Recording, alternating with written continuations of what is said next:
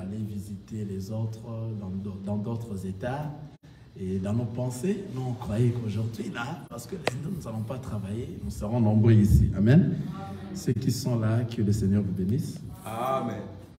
Nous allons entrer dans la profondeur de la parole, tel que nous avions dit la fois passée, que nous sommes en train de reprendre ce que nous avions failli l'autre fois. On avait déjà commencé l'autre fois, le dimanche passé, car il y a des frères qui nous ont demandé de reprendre de ce que nous avions prêché et que ce n'était pas entré. Amen. Dans les réseaux sociaux, car il y a nombre de ceux-là qui nous suivent dans les réseaux sociaux. Aujourd'hui, encore une fois de plus, nous allons reprendre et continuer ce que nous avions prêché dans des dimanches qui se sont passés, et comme nous l'avions fait les dimanches passés. Amen. Que le Seigneur vous bénisse, vous qui êtes ici.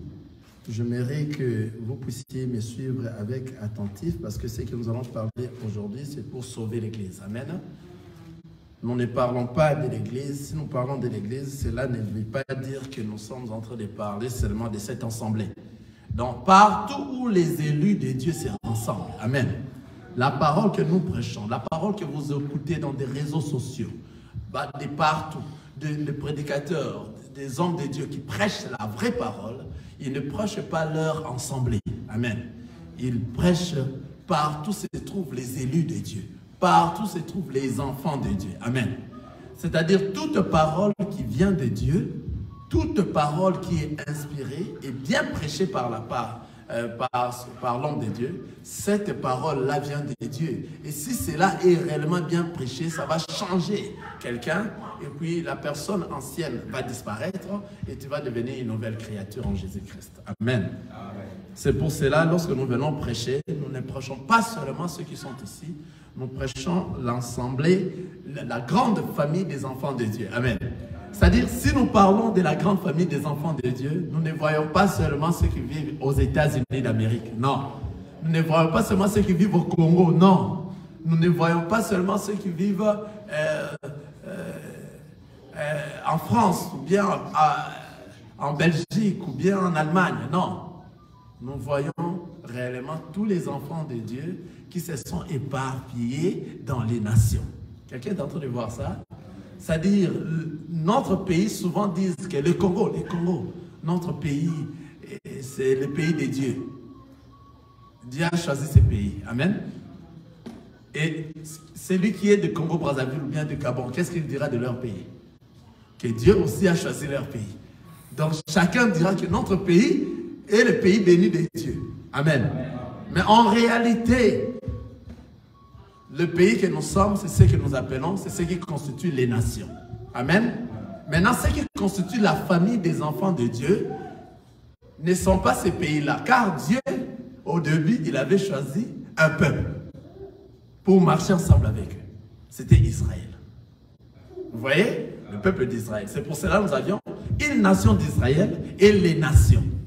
Dans la parole, nous parlons d'Israël et les nations. Et maintenant, parmi les nations, il y a maintenant nos frères qui se retrouvent dans chacune des pays qui se retrouvent dans les nations. Quelqu'un est en train de voir ça?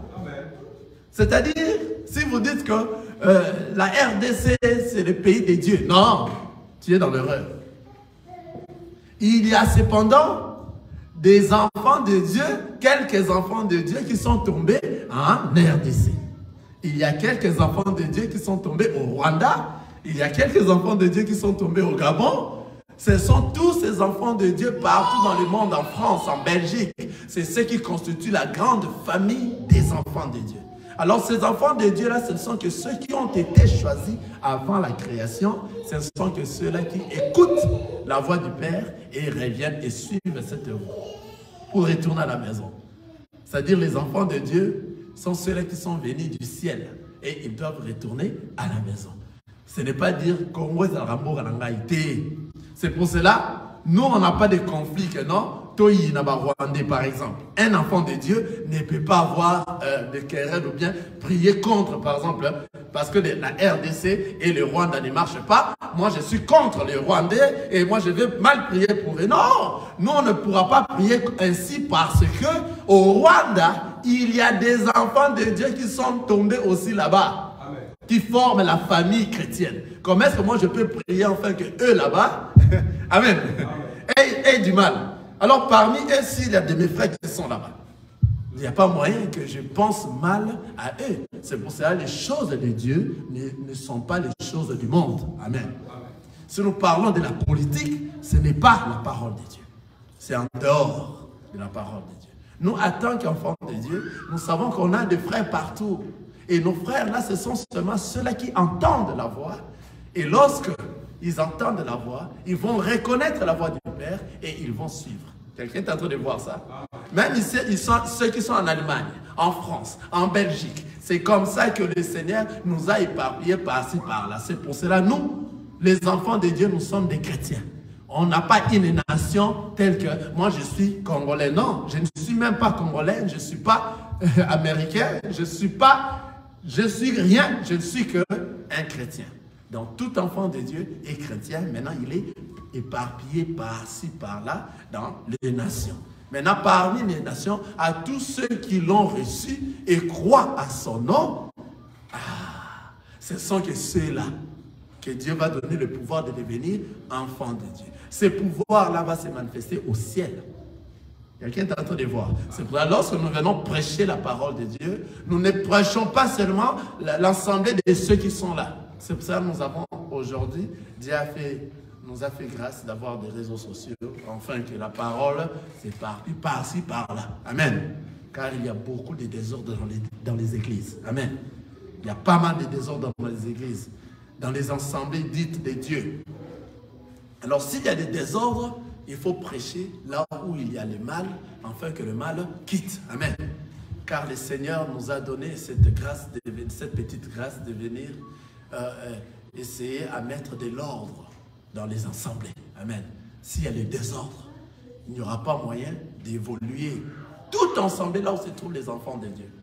Et ceux qui respectent la parole de Dieu marchent par rapport à la parole de Dieu. Amen. Amen.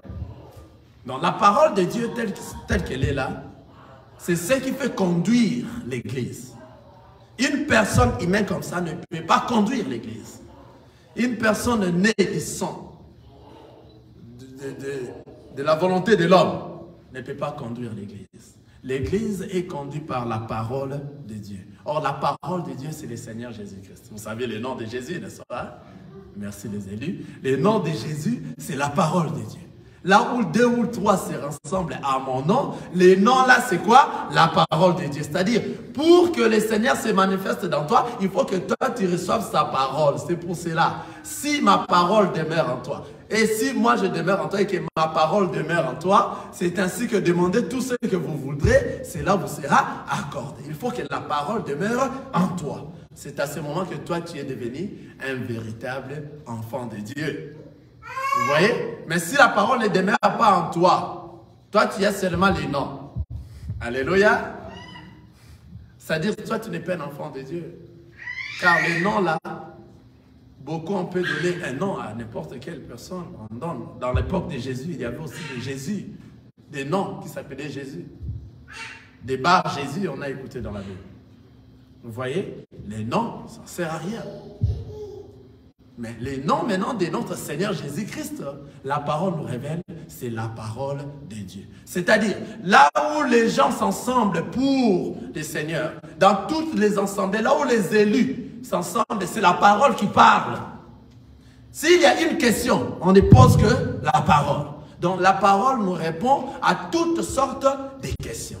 Une personne comme ça, telle que Dieu nous a fait une petite grâce de se présenter devant vous, c'est juste pour ramener les écrits et redonner la voix aux écrits, de ce qui a été écrit. Donc s'il y a une question, vous la posez, nous allons chercher la réponse à la parole de Dieu. C'est-à-dire quoi? C'est-à-dire, le visionnaire de l'Église, c'est le Seigneur Jésus-Christ. Comme le Seigneur Jésus-Christ, son nom c'est la parole qui est le visionnaire.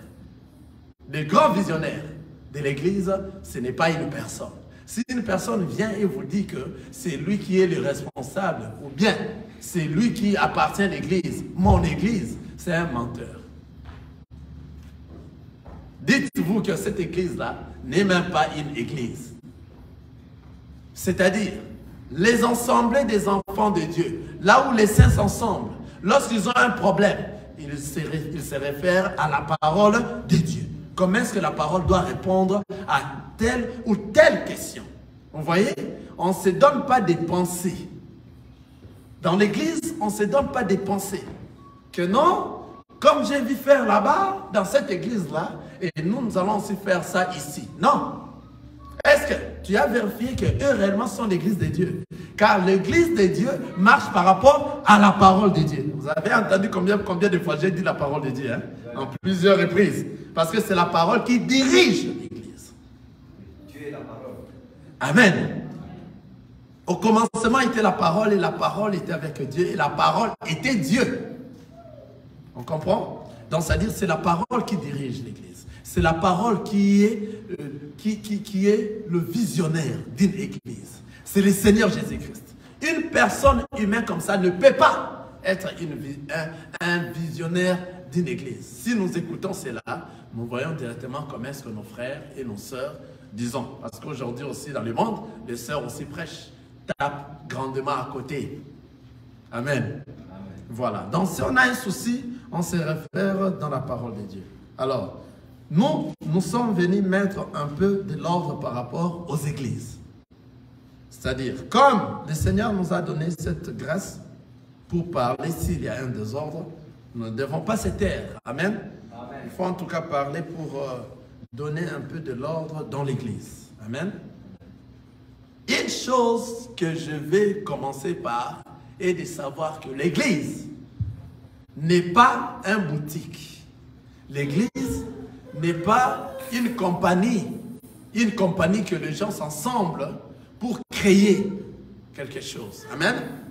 Quelqu'un est en train de voir ça?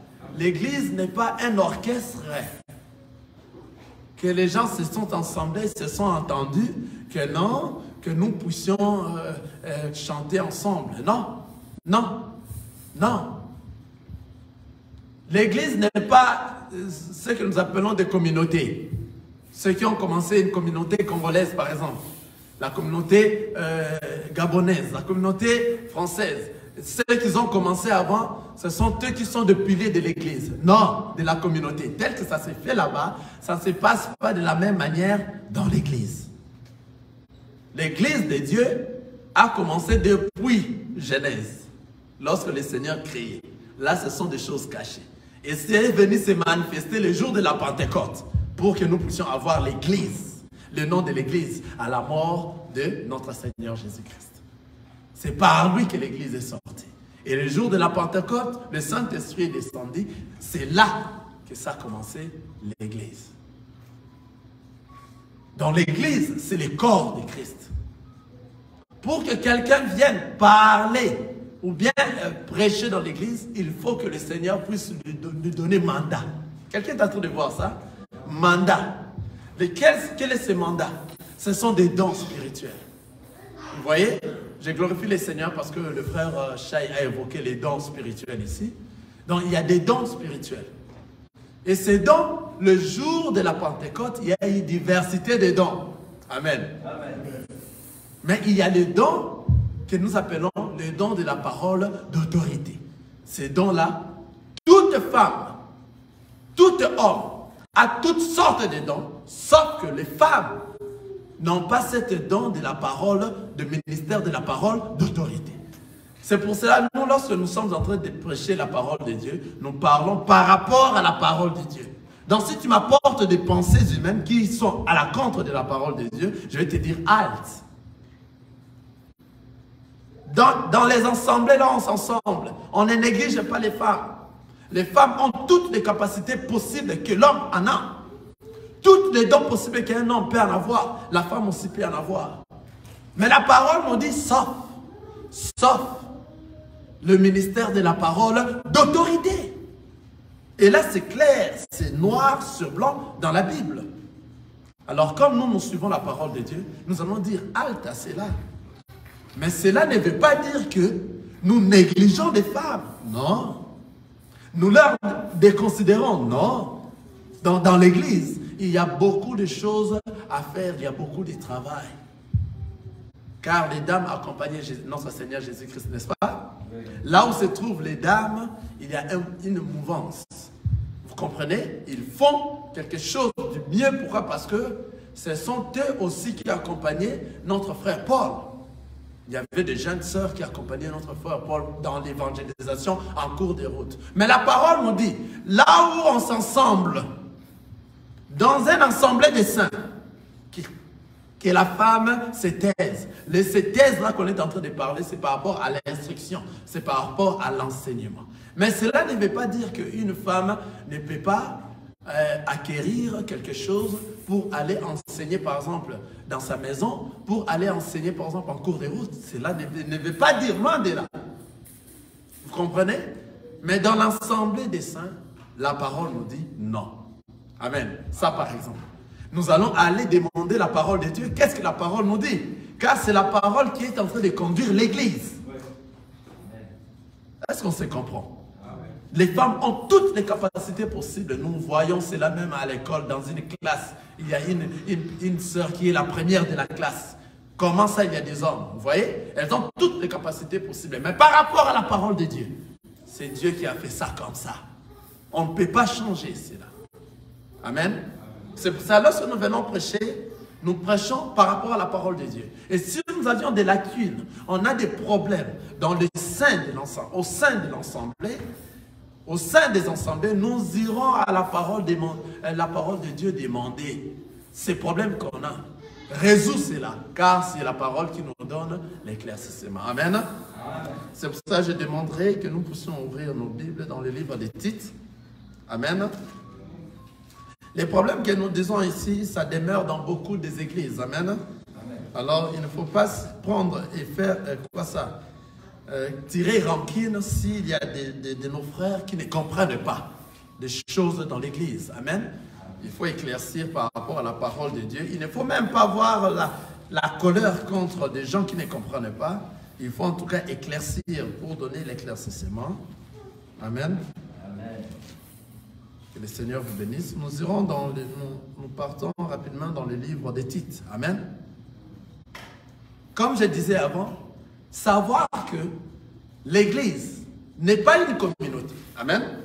N'est pas un orchestre que les gens s'assemblent formant l'église. Non. N'est pas une compagnie que les gens vont s'associer pour former la compagnie. Non. L'église sont des choses, les affaires de notre Seigneur Jésus-Christ. Comme il avait dit, laissez-moi s'occuper des affaires de mon Père. Ce sont ses affaires à lui. Dans lui, il met ses principes. Et ces principes proviennent de sa parole. Et sa parole aujourd'hui se trouve dans la Bible, car la parole de Dieu est l'inspiration de Dieu. Vous voyez? Et toute question que vous avez dans les communautés, dans les assemblées, il faut aller voir, consulter la parole de Dieu. Il ne faut pas faire comme les mondes font. Il ne faut pas aller faire parce qu'ils ont fait ça. Est-ce qu'eux réellement sont des églises? Toute église qui ne marche pas conformément à la parole de Dieu n'est pas église. On peut les appeler églises, mais ils ne le sont pas en fait. Car ils ont oublié la tête. C'est un corps sans tête. Est-ce qu'un corps sans tête peut marcher? Vous voyez?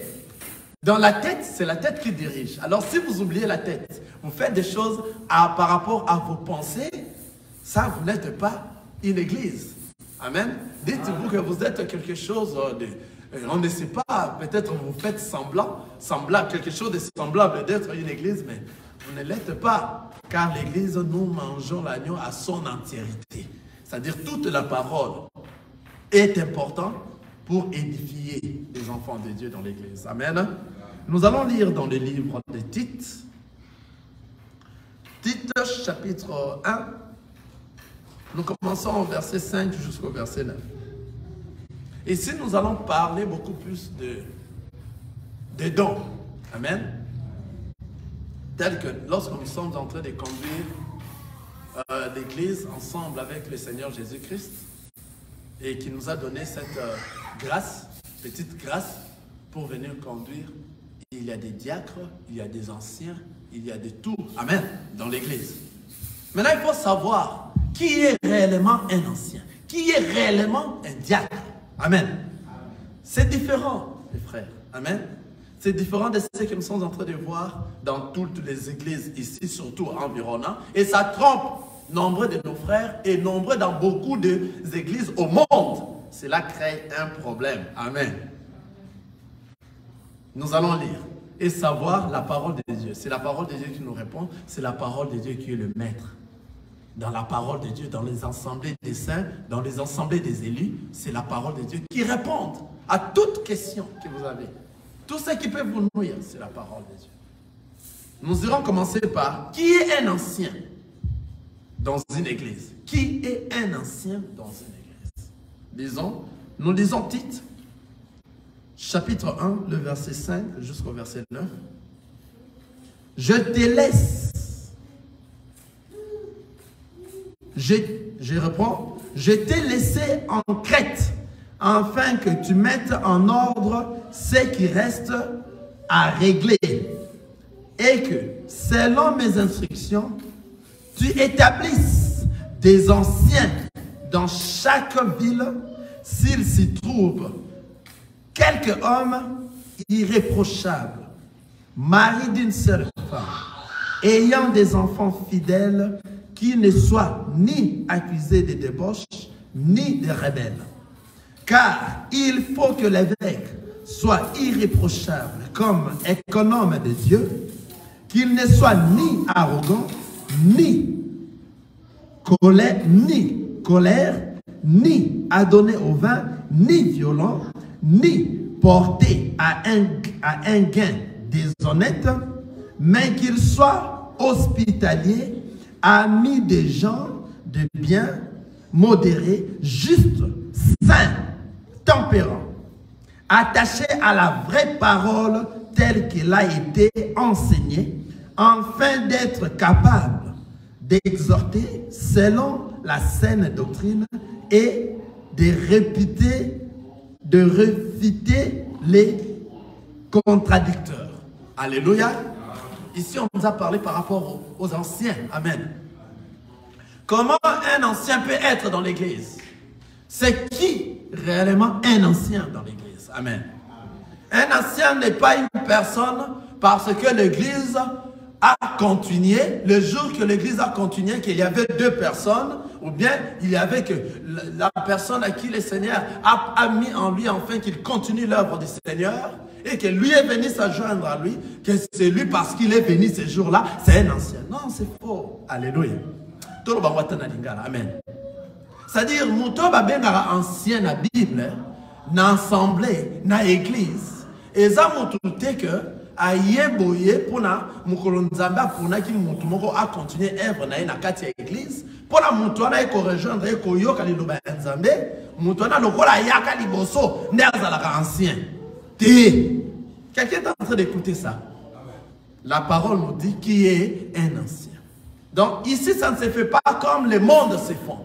Ici, ça ne se fait pas parce que dans un orchestre, je ne sais pas, ou bien dans une compagnie, que vous vous êtes donné des associés, vous commencez la compagnie, que vous, comme vous aviez commencé la compagnie, cette compagnie-là, ça vous appartient. Non! L'église appartient à personne.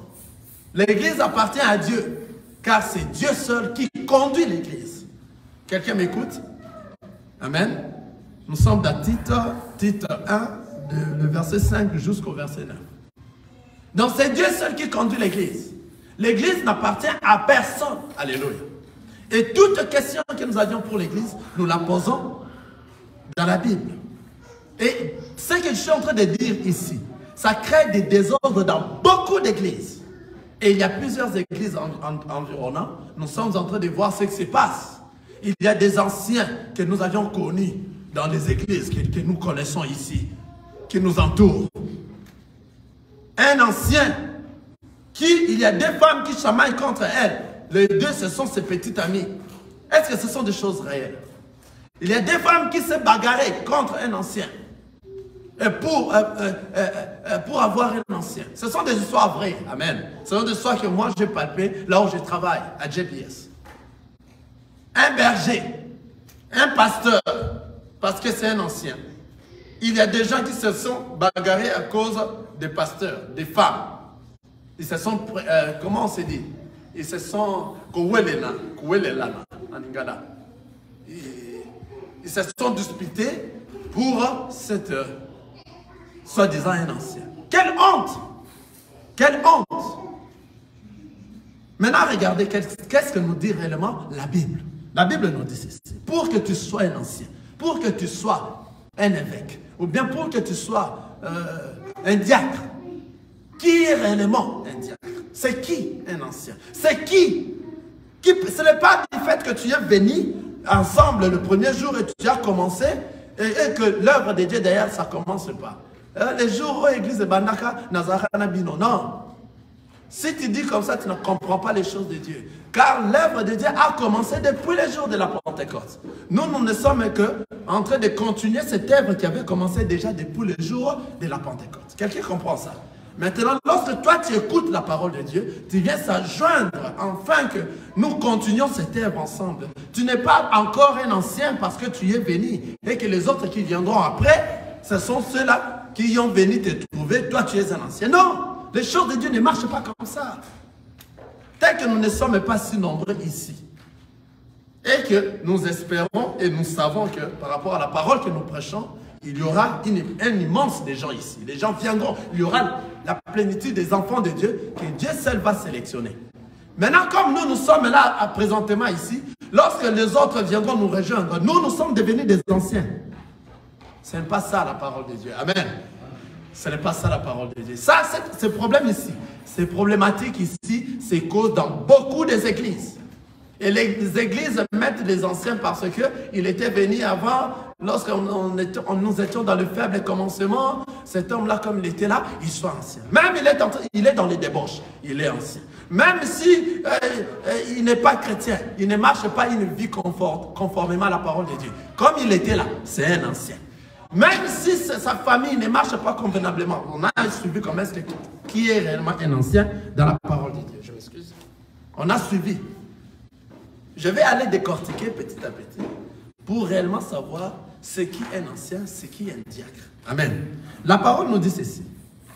La parole est en train de dire, on dit à Tite. On était en train de dire à Tite. Paul est en train de dire à Tite. Dans le vide de Tite, j'espère. Non, il disait à Tite, Tite mon enfant. Il dit à Tite mon enfant légitime. Il lui dit ceci. Je t'ai laissé, je suis dans Tite chapitre 1, le verset 5.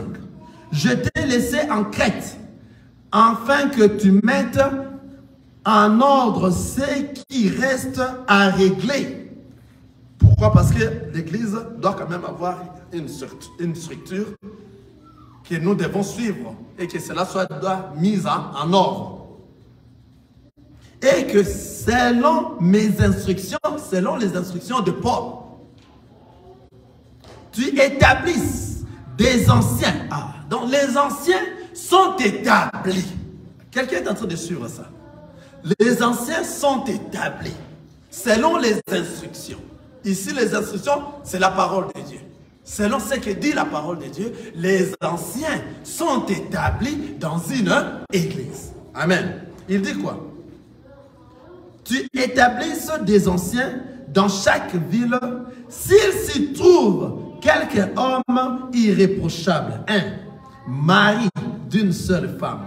2. Ayant des enfants fidèles, qui ne soient ni accusés de débauche, ni rebelles. Je me limite d'abord par là. C'est-à-dire, lorsque toi tu vas établir les anciens, que ces anciens-là soient des gens à qui toi tu vas trouver qu'ils sont irréprochables. Amen. Irréprochables par rapport à la parole de Dieu. Irréprochable, ici on est en train de parler par rapport à la parole de Dieu. C'est-à-dire une personne qui met en pratique la parole de Dieu, qui craint Dieu. Une personne qui marche à la crainte de Dieu. Une personne à qui le Seigneur a fait grâce, l'a donné un don, afin qu'il comprenne c'est quoi la parole de Dieu et qu'il soit irréprochable. Quelqu'un est en train de voir ça? C'est la parole qui est en train de dire. Pour établir un ancien, il faut qu'un ancien soit irréprochable. Ça c'est un. De 2, il a dit mari d'une seule femme ayant des enfants fidèles, qui ne soit ni accusé de débauche, ni de rebelle. C'est-à-dire, un ancien doit marier d'une seule femme. Donc, c'est-à-dire qu'il respecte sa femme. Ce n'est pas une personne qui est avec sa femme et sort avec d'autres femmes. Non. Ce n'est pas un ancien que nous avions vu. Les deux filles se bagarrer pour avoir un ancien d'une église quelconque de cet endroit. Vous voyez, ce sont des choses c'est la honte qui ne peut pas se manifester. Cela nous prouve qu'on l'a placé ancien juste parce que il est venu avant et ils ont considéré l'église comme un orchestre, comme une compagnie. Or que non, ils n'ont pas consulté la parole de Dieu. L'église, toute chose avant de le faire, il faut consulter la parole de Dieu. Regardez, la parole nous dit ceci. Marié d'une seule femme, ayant des enfants fidèles. C'est-à-dire, l'ancien qui a des enfants fidèles, ce sont des enfants qui marchent à la crainte de la parole de Dieu. Ce sont des enfants qu'il a mis seulement avec cette seule femme-là, pas à côté. Ce sont des enfants là où lui est en train de prier. Ces enfants sont fidèles à la parole de Dieu et ils sont avec lui, sa femme, toute sa famille. C'est ce que la parole est en train de nous dire. Pour établir un ancien. Écoutez, la parole nous dit encore quoi? Fidèle qui ne soit ni accusé de débauche, ni rebelle. Il faut que les enfants marchent à la crainte de la parole de Dieu. Vous voyez réellement que non, ces enfants en tout cas, ils donnent une très bonne éducation à ces enfants. Et que ces enfants marchent à la crainte de la parole de Dieu. Et que lui-même, numéro 1, il doit être irréprochable. C'est une personne qui craint Dieu, qui marche à la crainte de la parole de Dieu. Vous voyez, c'est une personne qu'on peut placer comme un ancien. Établir comme un ancien dans une église. Car vous allez voir sa conduite. Regardez maintenant. La parole va nous pousser encore beaucoup plus loin pour expliciter qu'est-ce qu'on est en train de dire. Pour expliciter cette pensée. Ici, je suis en train de lire seulement la parole. Amen. La parole va encore nous dire. Car il faut que l'évêque soit irréprochable. Ça répond à l'irréprochabilité. Il faut que l'évêque soit irréprochable comme économe de Dieu. Celui qui est irréprochable comme économe de Dieu et celui qui détient la parole de Dieu. Quelqu'un est en train de voir ça? La personne qui détient la parole de Dieu est une personne irréprochable comme économe de Dieu, qu'il ne soit ni arrogant, ni arrogant. La parole nous dit qu'il ne soit ni arrogant, ni colère, ni à donner au vin, ni violent, ni porté à un gain déshonnête. Une personne qui n'est pas arrogant, une personne qui n'est pas à tout moment en colère. Parce que la personne qui est dans lui, c'est le Christ qui vit dans lui. C'est-à-dire un enfant de Dieu dans la vérité. Vous voyez? Qui réellement doit être un ancien. Une personne ni colère, ni à donner au vin, qui ne prend pas de vin, ni violent. Une personne, lorsque tu es en train de le parler, tu sens réellement qu'il manifeste la douceur. Vous sentez en lui réellement que c'est un enfant de Dieu même dans le parler. Il n'est pas violent, même pas contre sa femme, même pas contre une autre personne. Quelqu'un voit ça? Une personne qui marche à la crainte de la parole de Dieu. On descend toujours dans la crainte de la parole de Dieu. C'est-à-dire une personne qui doit être un ancien, c'est une personne qui doit marcher à la crainte de la parole de Dieu. Une personne qui ne porte pas un gain déshonnête, qui n'a pas de problème avec des gens par-ci, par-là. Vous l'entendez ici, vous l'entendez là-bas, vous l'entendez là-bas. Non! Un ancien dans une église ne peut pas être une personne pareille. Et on l'a comparé comme un évêque. Car la parole nous dit dans le verset 7, car il faut que l'évêque soit irréprochable. C'est-à-dire un ancien, c'est aussi un évêque. Ici, la Bible, lorsque la Bible nous parle d'un évêque, la Bible nous parle de l'évêque qui veut dire les 5 ministères. Amen. Si on appelle évêque ici dans la parole de Dieu, c'est-à-dire nous voyons les 5 ministères. Donc, le docteur, le pasteur, le prophète, les évangélistes et les apôtres. C'est-à-dire les 5 ministères.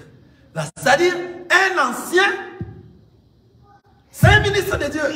Quelqu'un voit ça? C'est pour ça qu'il y a un endroit où on a dit qu'un ancien, on le reproche en public. Il faut qu'il soit reproché en public. Parce que c'est un ministre de Dieu. Amen. C'est-à-dire, si tu veux aspirer à être un ancien, il faut avoir toutes ces qualités ici. Si tu n'en as pas, c'est très difficile. Maintenant, ces qualités se font voir. Quelqu'un est en train d'écouter? Ces qualités se font voir là où tu es, là où tu es en train d'œuvrer. Ça va te faire voir. Il y aura des fruits. Et il n'y aura pas quelqu'un, donc ce ne sera pas de toi-même qui va te dire que non, je suis devenu un ancien. Non. Tu seras établi parce qu'on va voir réellement que toi, tu es un enfant de Dieu, tu as cette grâce et tu as tous ces dons. Quelqu'un voit ça? Car la parole de Dieu qui nous répond à toute question, Ça, c'est une des questions de cette assemblée. Et nous sommes en train de répondre à ça. Amen. C'est-à-dire, on a ajouté, mais qu'il soit hospitalier, ami des gens de bien, modéré, juste, saint, tempérant. Donc, il doit être hospitalier qui reçoit tout le monde.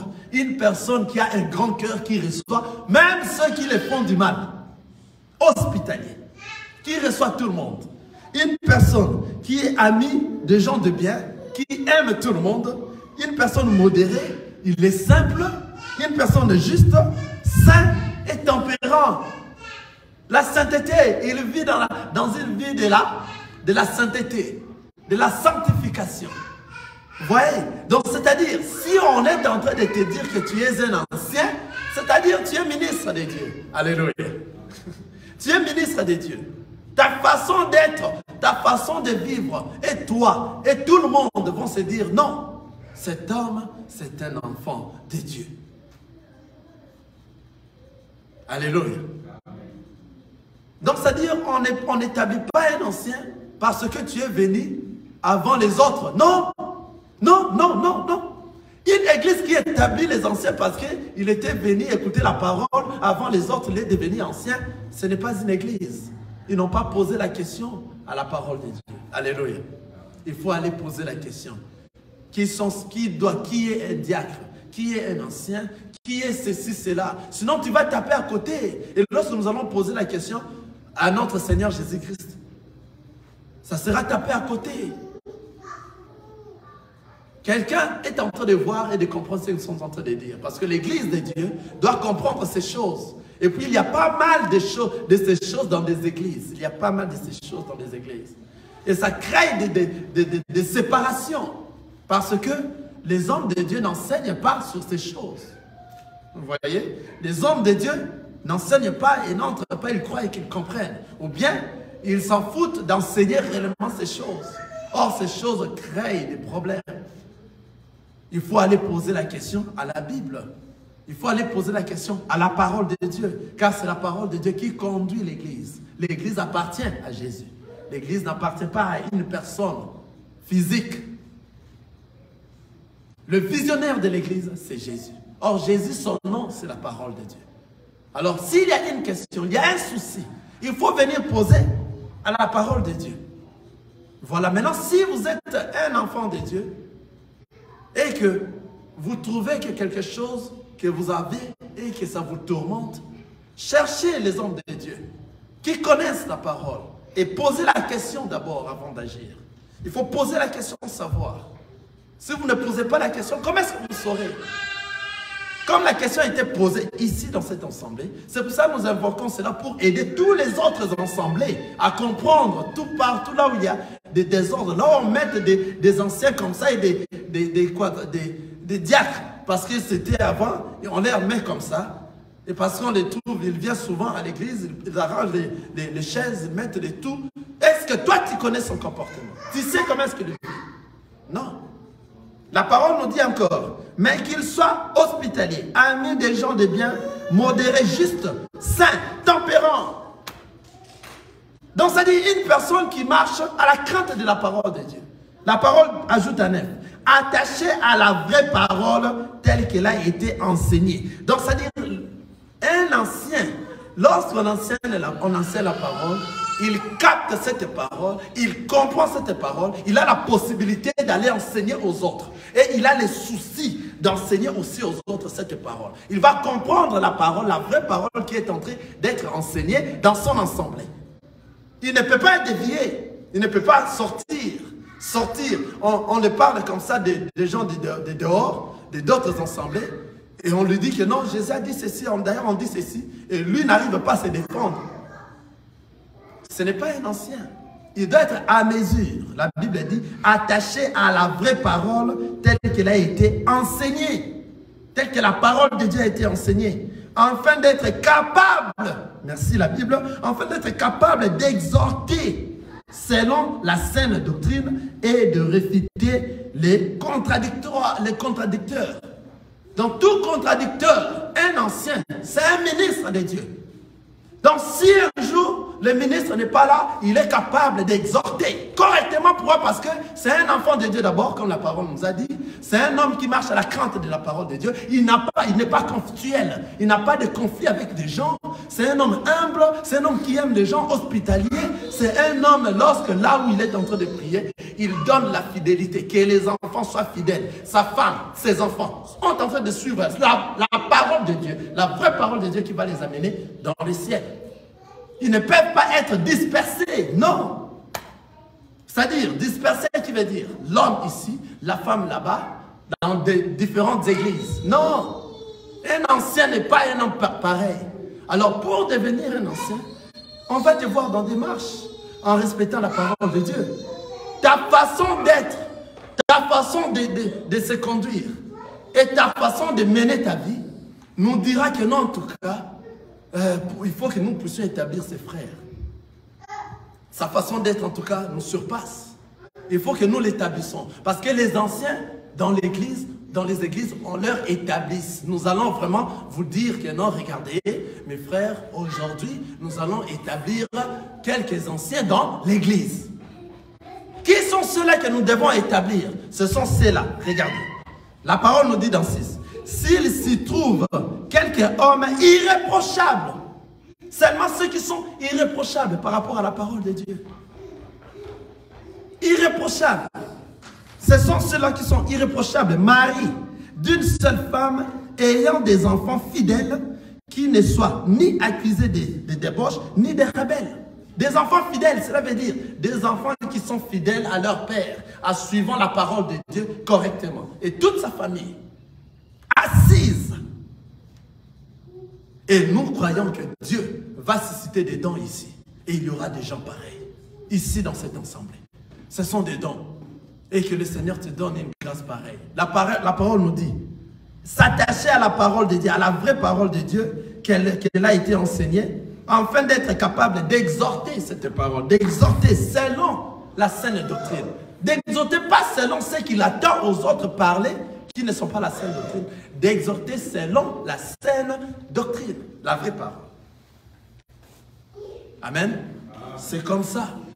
C'est-à-dire, il ne faut plus avoir de confusion sur les choses de Dieu. Les choses de Dieu, nous ne la créons pas. Nous ne pensons pas. S'il y a une personne qui a fait ça chez lui là-bas, il n'a pas suivi ce qui est dans la parole de Dieu, nous voyons qu'on ne considère pas ça comme une église. C'est pour cela, nous voyons de ceux qui sont des anciens dans des églises qui sont ici, on a vu ceux qui sont en train de passer, ceux qui sont en train de faire des débauches. Ils font des choses qui ne reflètent pas que celui-là est un ancien. Ils écoutent de musique mondaine, ils écoutent des émissions mondaines, ils vivent comme des mondains. Mais dans leurs églises, ce sont des anciens. C'est étonnant. Ça ne passe pas comme ça dans les églises des enfants de Dieu. Ça ne passe pas comme ça dans les assemblées des élus. Cela n'arrive pas comme ça. Là où il y a réellement le corps. Là où réellement le corps et la tête qui est l'église se retrouvent. On ne peut pas aller à l'encontre de cette parole qui est la parole de Dieu. Tout ce qui est comme la parole de Dieu, nous allons les mettre en application. Amen. Pour sauver tous les enfants de Dieu qui sont égarés, à revenir dans le droit chemin afin que nous rentrons à la maison. Amen. Donc, c'est-à-dire, la parole de Dieu telle qu'il est là, ce ne sont pas des choses faciles, je le répète à tout moment. Maintenant, nous qui sommes, que le Seigneur a fait grâce de parler de ceux qui sont à l'intérieur de la parole, lorsque nous parlons de ce qui est la parole, il y a beaucoup de gens qui nous traitent de dictateurs, qui nous traitent que ils prennent cette église comme c'est son église. Non, nous revenons juste à répéter ce que la parole a dit. Si nous parlons ce que la parole a dit, même tout ce que tu peux me dire, je ne vais pas m'en tenir compte. Amen. Car nous sommes en train de faire l'œuvre de notre Seigneur Jésus. Il nous a envoyé de le faire et nous allons le faire correctement. Amen. C'est-à-dire, cela ne peut pas nous faire fatiguer.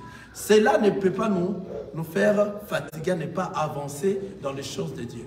Les choses de Dieu sont les choses de Dieu. Nous allons suivre tel que la parole nous a dit. C'est ce que nous allons prêcher, c'est ce que nous allons enseigner. Amen.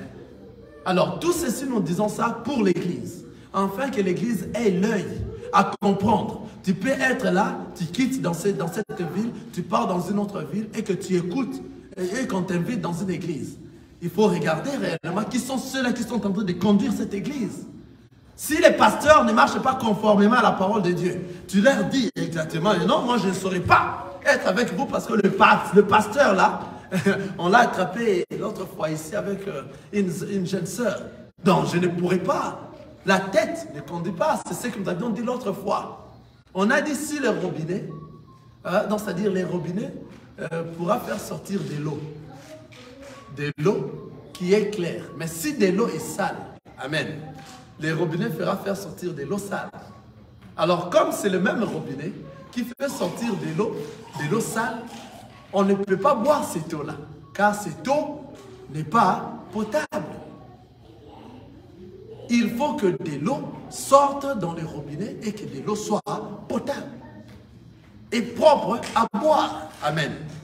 Donc, c'est-à-dire, c'est un peu ça. Si le Seigneur nous aide et que nous puissions comprendre ces choses, ça va nous aider, afin que nous aussi, lorsque nous allons partager cela avec ceux-là qui n'ont pas eu l'occasion d'écouter ces choses, ils vont comprendre que ce n'est pas l'endroit où on peut rester s'ils sont dans d'autres églises. J'espère qu'on s'est fait comprendre sur ces points. C'est de la même manière aussi avec les pasteurs, c'est de la même manière avec les évêques. Donc l'évêque ou les diacres ou autres, ce sont des gens qui doivent être irréprochables. Des gens qui marchent à la crainte de la parole de Dieu. Vous comprenez? Si vous êtes en dehors de la parole de Dieu, vous n'êtes pas une église. Tous ceux qui ont mis les diacres, les anciens, parce qu'ils étaient venus les jours où le Seigneur t'a fait grâce de parler de sa part, et cet homme est venu, c'était l'ancien, malgré le mal qu'il est en train de faire, sa conduite qu'il est en train de faire. Il est encore dans le monde. Il chante les chansons du monde. Il danse les danses du monde. Il a des petits chéris par-ci par-là. Il a des conflits par-ci par-là. Il n'a pas sa femme à la même endroit où elle est en train de prier. Il n'a pas ceci, cela. S'il vous les placez comme ça, et que toi, dans cette église-là, toi, tu l'as placé comme ça, c'est ton église. Ce n'est pas l'église du Seigneur. Si c'est l'église du Seigneur, vous allez marcher par rapport à la parole de Dieu. Et nous allons s'incliner toujours par rapport à la parole de Dieu. Et nous allons faire entendre ces écrits. Et même si les gens nous considèrent, nous déconsidèrent, on s'en fout. Nous, l'essentiel, le Seigneur Dieu est en train de nous considérer. Et l'œuvre que nous sommes en train de faire, c'est lui qui nous a envoyé de le faire. Que le Seigneur vous bénisse. Amen.